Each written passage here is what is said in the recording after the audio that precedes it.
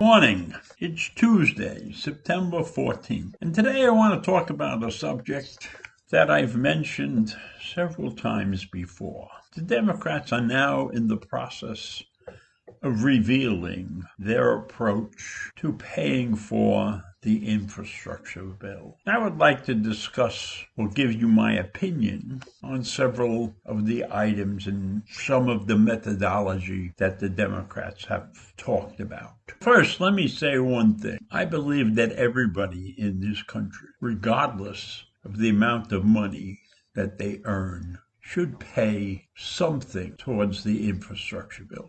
Because even the smallest amount, $50 a year, $100 a year, spread over millions of people, adds up to something. So if everybody paid a little bit, they would feel that they are contributing to their society. I'm not saying we should put a burden on those people, but I believe they should contribute. And I believe that if you're entitled to a tax refund, that a portion of that refund should go toward infrastructure, so that everybody in this country feels that they have a vested interest in the state of our infrastructure. Now, right now, the Democrats are proposing to raise the corporate tax rate to 26.5% from 21%.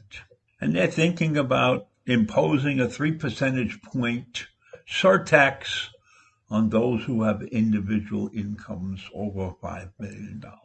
I don't have a problem with those numbers. What I have a problem with, and I have said this many, many, many times, so it won't sound outrageous to most of you who have gotten my rants in the past. It's not the corporate tax rate or the personal tax rates that really mean anything. If we have exemptions that have been on the books for 100 years, and we have subsidies that are on the books for 100 years, we have to get rid of a lot of that. There is no reason for many of those exemptions to still be in existence. Many of those exemptions were created to help grow businesses in their infancies, and they have long outlived their usefulness.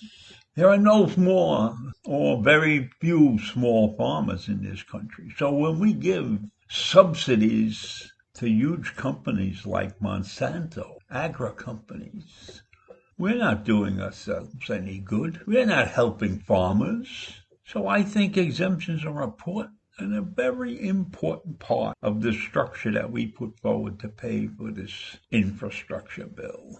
The House Democrats are also considering raising the minimum tax on U.S. companies' foreign income to 16.5% from 10.5%, and increasing the capital gains tax to 28.8% from 23.8%. Well, I have no problem with the raise in the capital gains tax, but why is foreign income treated differently than any other kind of income? Why isn't that at the same rate that other income is? I don't see any difference. Income is income because they can take expenses against that. So they're not doing anything creative.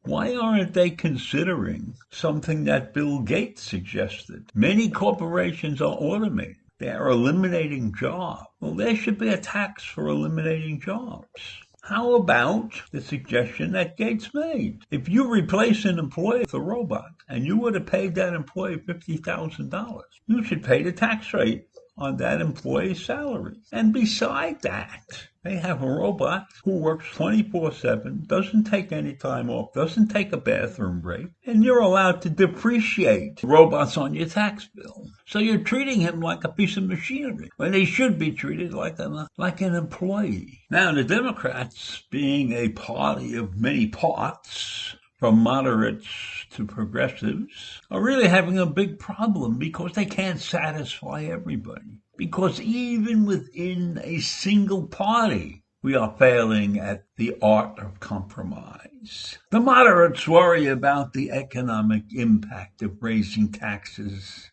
and the progressives are eager to tax the rich to death. Well, you can't have it both ways.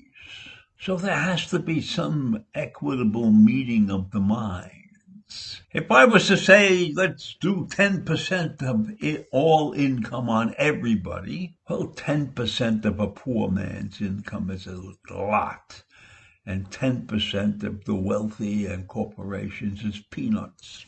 So there has to be some intelligent thinking about how to get the appropriate tax on each individual segment. And even that is very difficult because there are many who live beyond their means, and a tax increase would be a burden on those people. But we shouldn't think about that. People should be able to live a certain way within their means.